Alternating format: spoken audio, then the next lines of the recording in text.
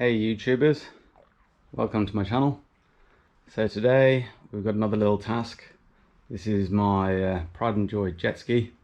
We were out the other day with the boys having a little bit of wakeboarding, enjoying ourselves on the white one there. All was going well, beautiful weather, 32 degrees. When all of a sudden, doing a little bit of towing using the tow rope, the rope disappeared real quick, and you can probably guess the next bit. First of all, this rope went really tight and pulled in. Next thing, it went bang and snapped.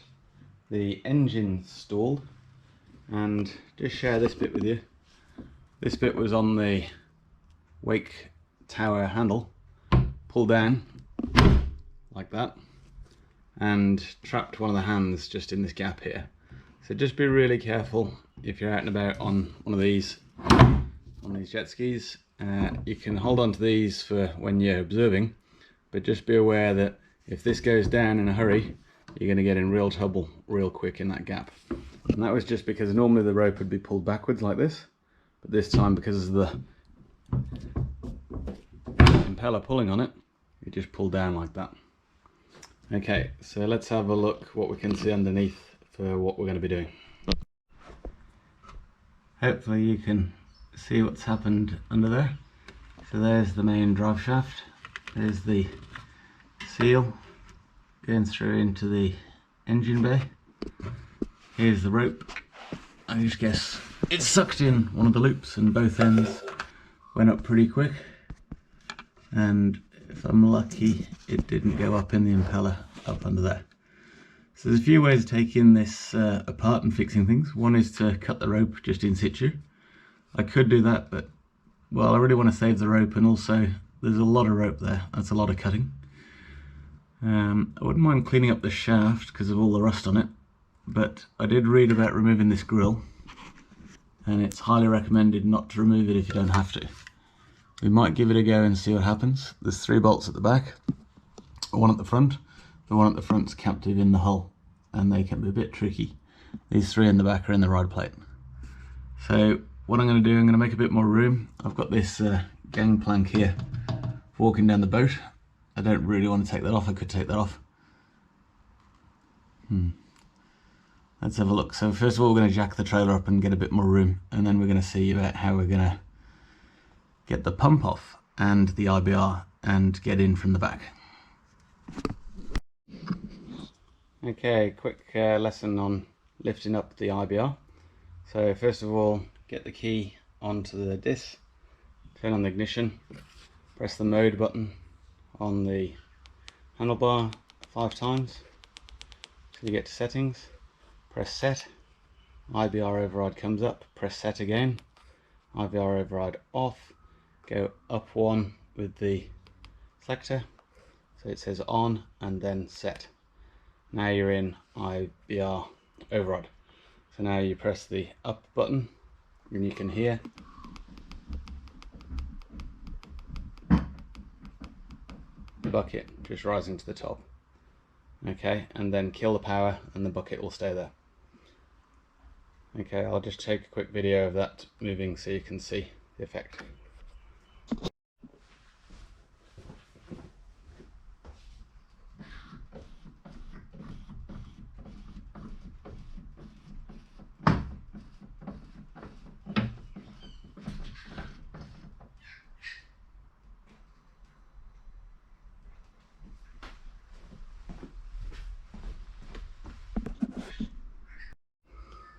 Okay, and next the ignition will time out after 3 minutes, but on my boat I've got a battery disconnect, so I'm just going to pull out the baffles of the battery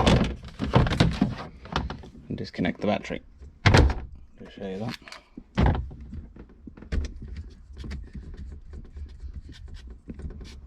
Okay, so now there's no power, no chance of anything moving down there on the IBR or the variable trim. Okay, so now the IBR's up. This is the first steps we're going to go through. we're going to be taking out the steering bolt here. That's a 10mm top and bottom, so I'll just get that off with my ratchet, get the bottom bolt out. We're going to take out these two back bolts here, which are, sorry I can't see with the light in the way, those two bolts at the back there. They are holding on the gate lever, and then we're going to take out all four of these bolts, the two on the left, two on the right, that are holding the pivot position. Okay, so we'll get some WD on the threads we can see, WD-40, just try and ease those up a bit, and then we'll get spannering.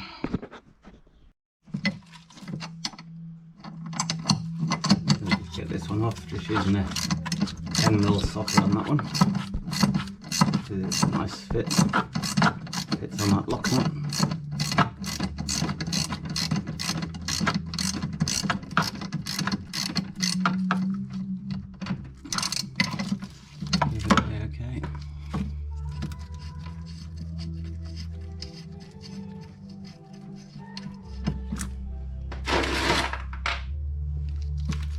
Okay, and then there's a washer on the top. We'll just get the bottom. We'll just get the bottom undone. Just gonna get around. It was a little stiff, that one, to start with, but got some WD-40 on the top. Just getting that out nicely now. See the corrosion there on the aluminium. We'll get some thread lock on this after. Clean those bolts up and get them looking a little bit better prior to reassembly. This is a 2012 boat, so 8 years. I would say this never got removed yet. 9 years this year. She's getting old. Okay. So one of the problems here is not a lot of space. So I've only got my short ratchet on this one. Just loosen this one up first. We're going to get in the way. So undid them a bit first with the manual spanner, and getting my ratchet on them next. I think I'll get on those back two first. Just bear with me while I'll give it a go. We're going to have to get in there and get some leverage. So the way I normally do that, so I'll get my spanner, throw for all the wobbles, get the old rope out of the way, get the old spanner on, grab a second spanner, big enough.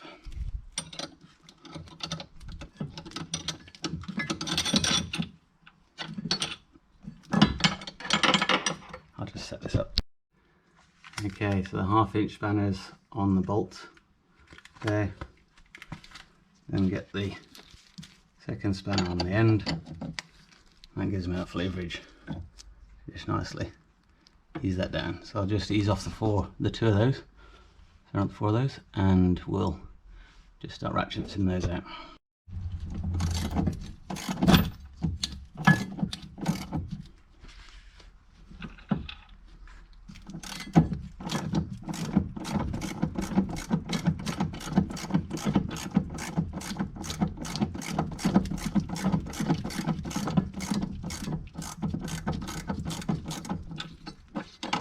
Okay, that's the bottom one. That one's a bit hard to see.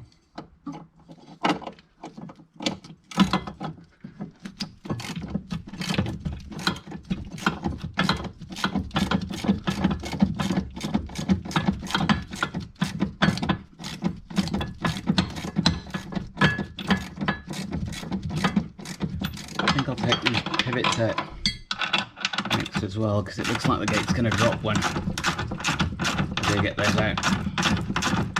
Okay, I'll save you watching these. I'll just get all 4 of these out and those 2 bolts at the back. Okay, so small disaster. Got to get a bit inventive here. So this bolt up here started spinning in the chassis. So we'll get a bit of light on it. This one here started spinning in the chassis. I'm going to have to get in there and have a look inside the chassis and see what's happening inside the hull, sorry. So what I'm going to do is just take these 2 off for now, just so we can get on with this rope repair, and then we'll come back to that bolt a little bit later. Sorry, these are the two things. So the whole jet assembly came away, no problem. Once I'd removed those two slider bolts on the side and the two bracket bolts.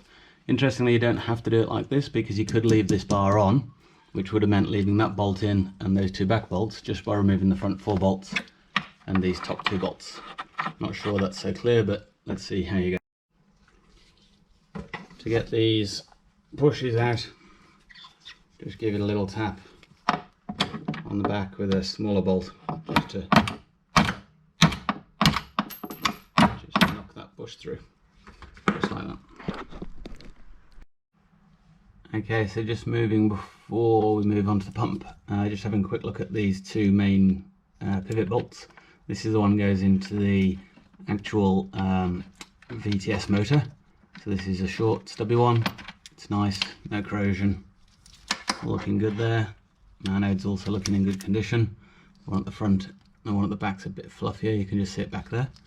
I've just lifted this frame off the, this is quite bendy, this frame, so I just lifted it off the VTS motor. On this side, this is the long bolt, so you can see a bit of corrosion on there. Not so happy about that on the stainless. That goes into that hole there and creates that pivot. So the thread sounds okay in there. Not quite sure how this plastic cover works and whether it lifts off, because look, it's just starting to lift away. It seems to be just a loose cover and into the hole binding. And then the back bolt, if you listen, you might be able to hear clearly some rust going on there. Sounds like an old tooth.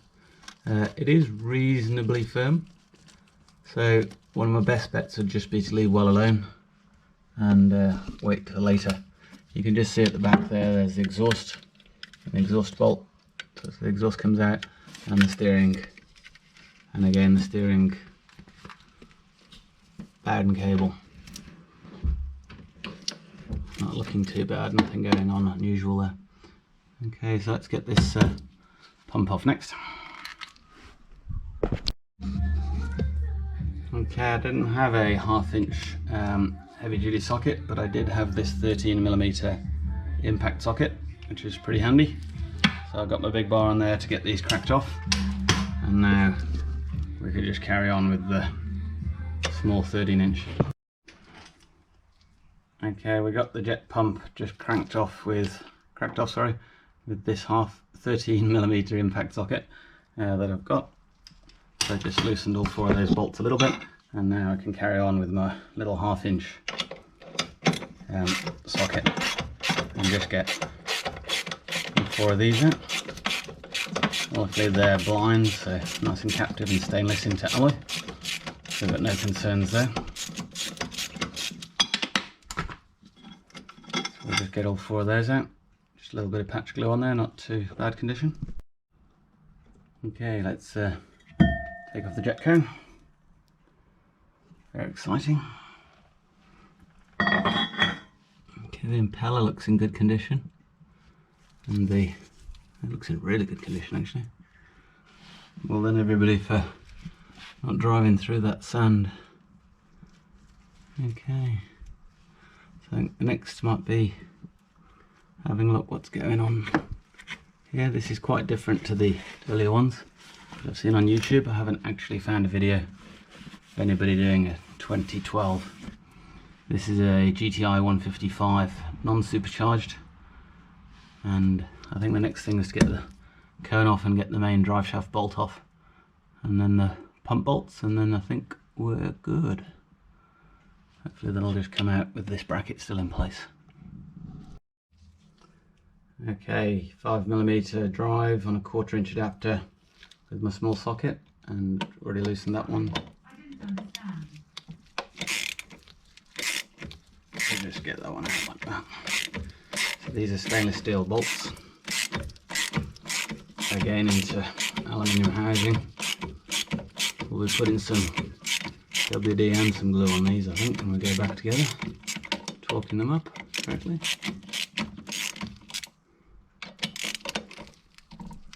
This one's particularly stiff, but just being careful.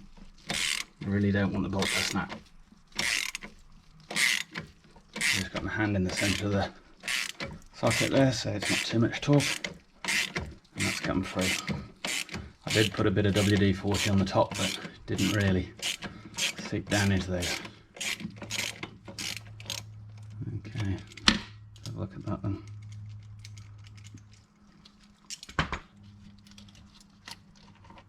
There we go.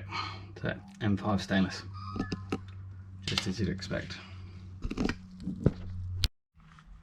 Now I've heard this cone can only go back in one direction, so we're just going to put a bit of blue tape. Hopefully that sticks. No, it doesn't. Okay, this cone's a bit tricky. Okay, give up on the blue tape idea. So I think what we'll go with, I was going to go with these two chalk marks or white marks. That's no good because one on the bottom do. So I think we'll go and find a paint pen. Hopefully that. Okay, we found a paint pen, so let's see how we go with this. We'll put a T up there for tell it like it is. Actually, no, that was a joke. T for top. Okay, and a bit of rubber persuasion.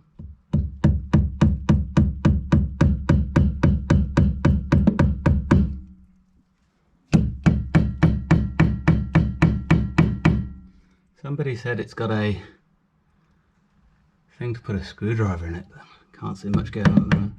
I'll just try this to start with.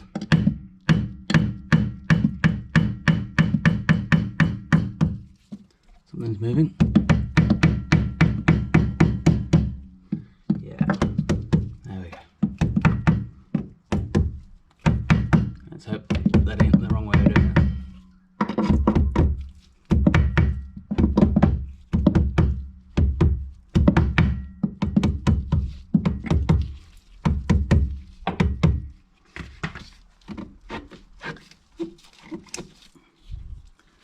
Paint ain't dry.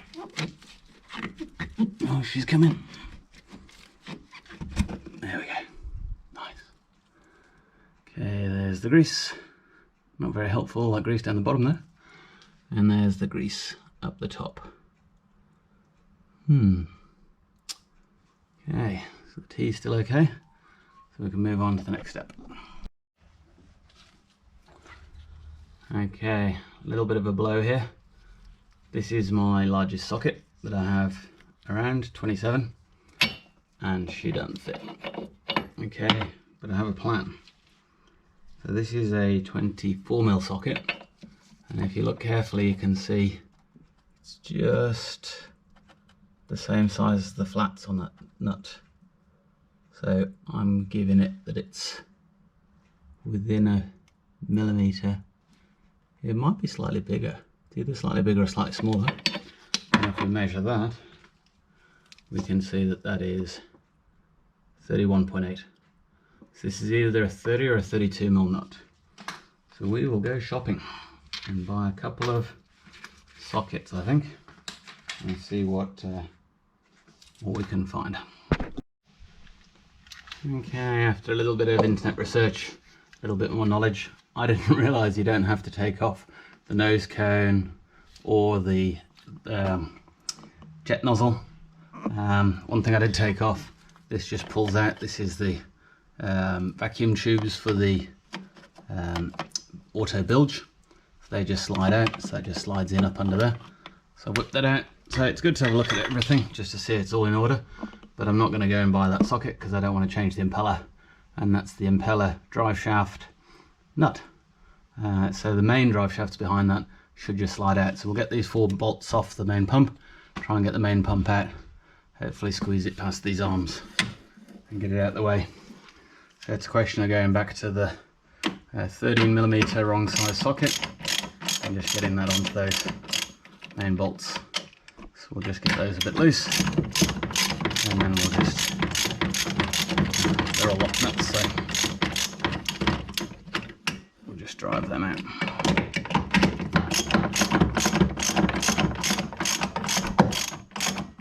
So with these off, the pump should just lift out, and I can start to get the rope off and check the wearing out while we're in there.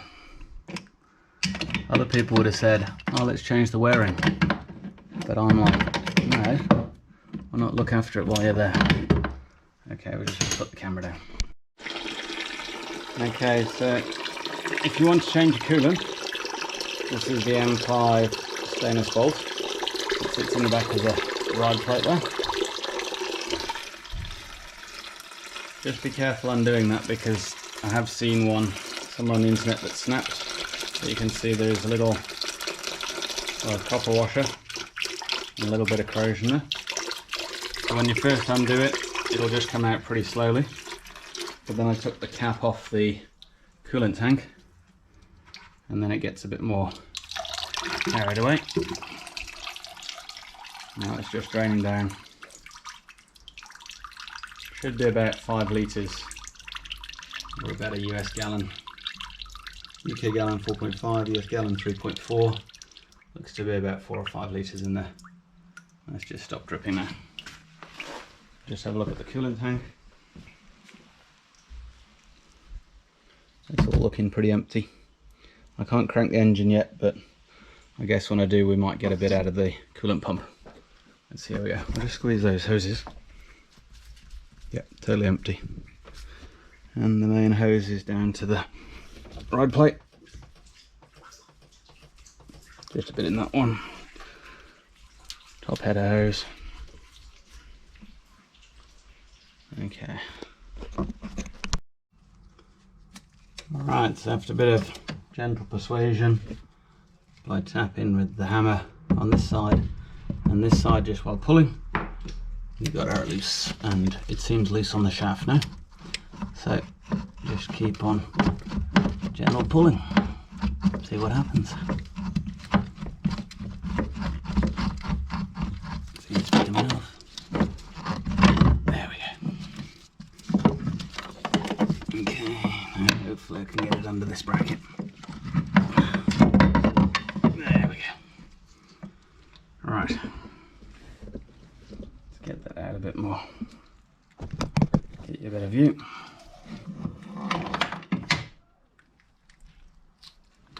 Okay,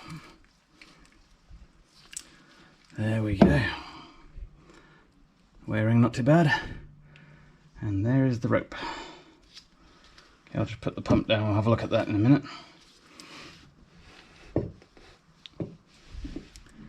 Let's get in there and see that rope. I did hear something drop. Hopefully it was that. Interesting. Okay. It's all looking beautiful. Not too shabby at all. Let's get it in and get a closer look.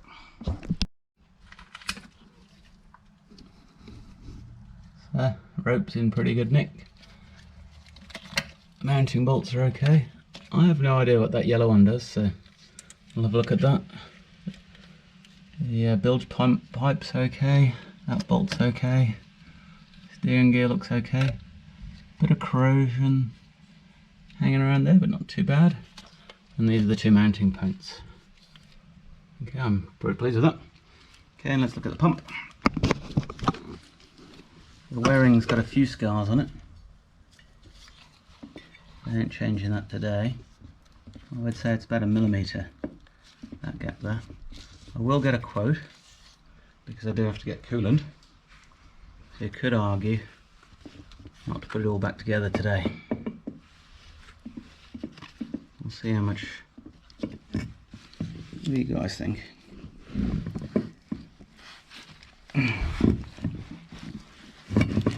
The old put in a freezer trick. Just trying to get that light on there. I don't know. It's certainly not bad. We'll be lubing up these seals. It looks a little bit. Whew. What's been in there? Bit of something. Doesn't look too much like clean on that shaft. Okay. It all looks okay. Surprised that's not packed with grease. A little bit of marking on the thing and the bearing. Bearing light.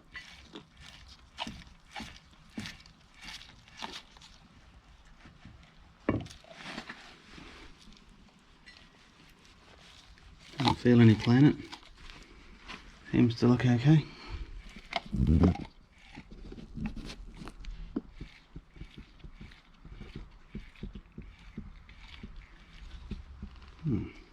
Okay, I'm really reasonably happy with that. It's sort of looking okay. I think changing that wear ring's just for fun. I'll get a feeler gauge down there and tell you what the gap is a bit later. And there's down the shaft, look. Just a bit of corrosion on the lip. But the rubber's in there, not too bad, Nick. Excuse me. Okay, let's keep.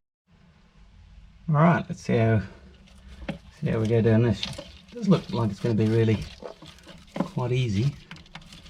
Once I can get a few of these loops off. Rope's going to get a little greasy. Whoa, spoke too soon, didn't I? Okay, one loop off. We're on the way. 2 loops off. Looks like this is the easy bit.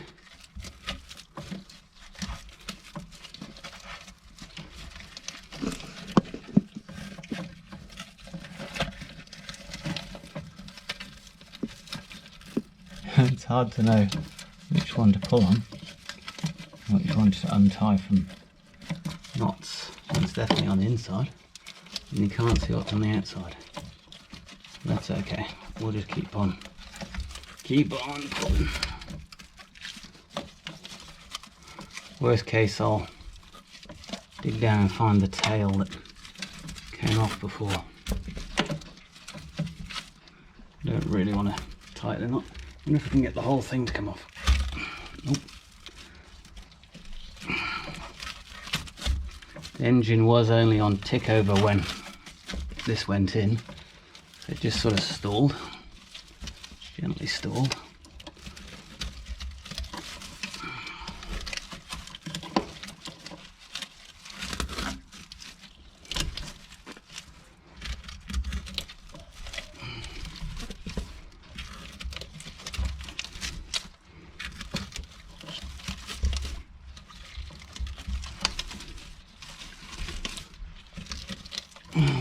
Come on. What do you think? 5 minutes? We might be speeding this bit up.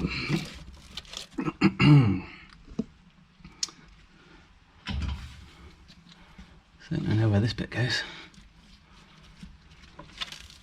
If we just get to the tail of the bit that broke off, we'd be good.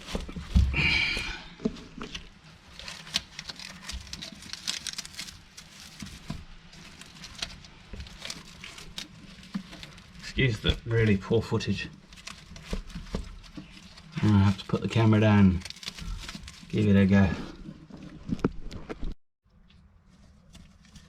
Okay, I think we're making some progress now, look. There she is. Look at that. What a mess. We will be fixing that up a bit later. There we go. The good news is, it really polished the drive shaft. That's the best news. I was wondering how to polish that drive shaft up. The only thing I don't know is this. Sorry, excuse me. Let's try and get the light in there. Is this normal? You would think so. That's that flexi joint. Okay, we are done. Let's get this rope cleaned up and out of here and decide the next plan. Okay, we got it all out. How scary is that for an amount of rope? It's about 20 meters. We did a few calcs around that drive shaft. We think it went in about 10 mile an hour, 15 kilometers an hour. And it was very lucky. Nobody got injured. There's the broken one, just hanging down. But even better news is the rope that broke is an extension, and I can just separate it and take it off and carry on using the old rope. Awesome.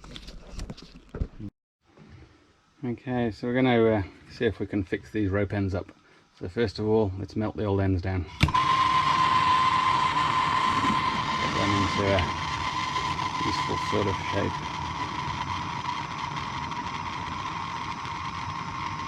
An advantage of a nylon rope.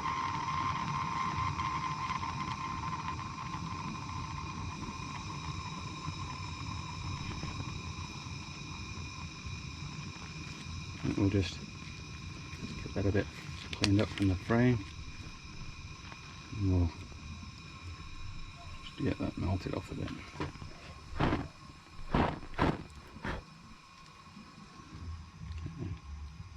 Let's just get that into a nice ball of flatness.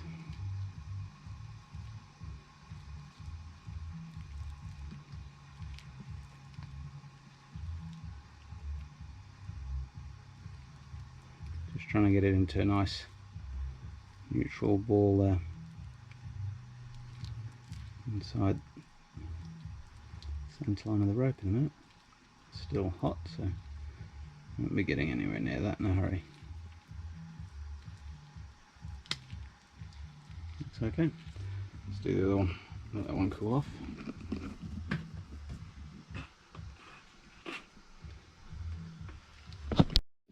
This one I'm doing slightly differently. I decided to cut off the really scraggy bit, and we'll see if we can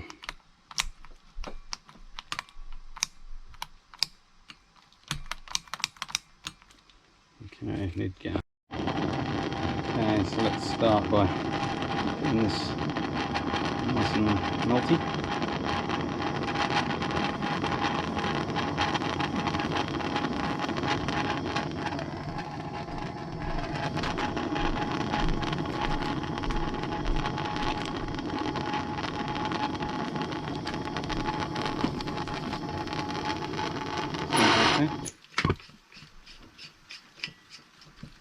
Gas off and just try and get that squished down a bit.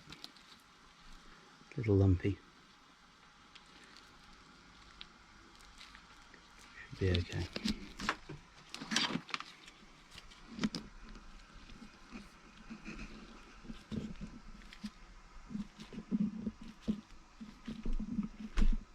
Just trying to get that into a nice little round ball shape at the end there.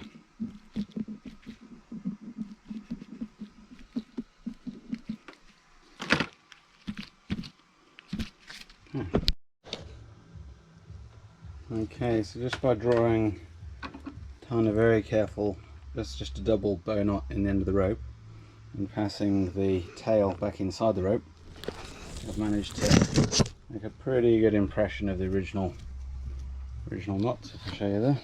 There you go, sorry. The original knots in the same way. And I'm just going to put those in the middle of the broken rope just so that I know where those are. Okay, so there's the repair. That's the double hitch knot that I've put in the middle there, and I've just put a bit of white tape around those ropes just to make sure that doesn't pull through, and just to let it settle down. And then this is the original end. So now I've got a nice little double short extension instead of a long extension. Okay, so I've cleaned the shaft up a bit with some anti-rust. Didn't really get it as good as I wanted to. I'm going to put a bit of grease on there, put some grease around the seals, put some waterproof grease around those O-rings, and we'll get this nozzle back together. I'm happy with the wearing. I've got to get some grease up inside that shaft and around that seal, and we should be good. Get it assembled. Alright, you might say it's a bit of overkill, but I'm happier to not get the corrosion on any of those bosses. So I've greased them all up with lithium, put a lot of grease down there in the shaft, and put a bit more down the bottom there. Got some grease all around that shaft, sorry, ready to go. And then a bit of white, that's a food-based grease that seals, that'll seal up those tubes, and that yellow thing that I'm going to find out what that is later. So we should be good to go on assembly.